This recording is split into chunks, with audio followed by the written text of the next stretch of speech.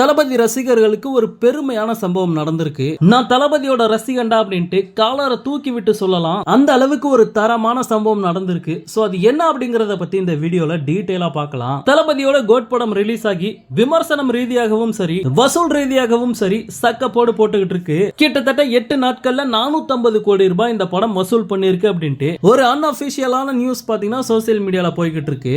So இது சம்பந்தமா படத்தோட தயாரிப்பு நிறுவனமான ஏஜிஎஸ் ஒரு அபிஷியல் அப்டேட் கொடுத்தாங்க அப்படின்னா ரொம்பவே நல்லா இருக்கும். இப்படிப்பட்ட நிலைமையில தளபதியோட ரசிகர்களுக்கு ஒரு கெத்தான அப்டேட் பாத்தீங்கன்னா கிடைச்சிருக்கு. அதாவது தளபதியோட கடைசி படமான 69 படத்துக்கான ஒரு அனௌன்ஸ்மெண்ட் பாத்தீங்கன்னா இன்னைக்கு ஈவினிங் 5 மணிக்கு ரிலீஸ் ஆக போகுது. சோ அந்த ஒரு அனௌன்ஸ்மெண்ட்காக ரசிகர்கள் வெறித்தனமா காத்துக்கிட்டு இருக்கோம். இந்த நிலைமையில இந்த கடைசி படத்துக்கு தளபதி பாத்தீங்கன்னா 275 கோடி ரூபாய் சம்பளமா வாங்கி இருக்காராம். இதுல முக்கியமான விஷயம் என்ன அப்படின்னு பார்த்தோம்னா இந்தியாவிலேயே அதிக சம்பளம் வாங்கக்கூடிய நடிகர் அப்படிங்கிற பேரு தளபதிக்கு கிடைச்சிருக்கு. இதுக்கு முன்னாடி ஷாருக் கான் பாத்தீங்கன்னா ஒரு படத்துக்கு 250 கோடி ரூபாய் சம்பளம் வாங்கி இருந்தாரு. சோ அதை முறியடிச்சு இந்தியாவிலேயே அதிக சம்பளம் வாங்கக்கூடிய நடிகர் தளபதி விஜய் அப்படிங்கிற ஒரு பேர் இப்ப கிடைச்சிருக்கு.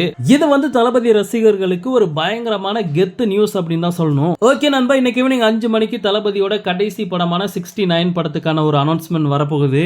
இந்த படத்தோட டைரக்டர் யாரு அப்படின்னு நமக்கு தெரிஞ்சாலுமே தளபதி படத்தோட அப்டேட் அப்படின்னு சொன்னாலே அந்த ஒரு எதிர்பார்ப்பு ஆட்டோமேட்டிக்கா வந்துருது. சோ வெயிட் பண்ணி பார்க்கலாம். ஓகே நண்பா, இந்த மாதிரி தளபதியோட எல்லா அப்டேட்டையுமே மிஸ் பண்ணாம பார்க்க நம்ம சேனலை சப்ஸ்கிரைப் பண்ணி சப்போர்ட் பண்ணுங்க. தேங்க்யூ.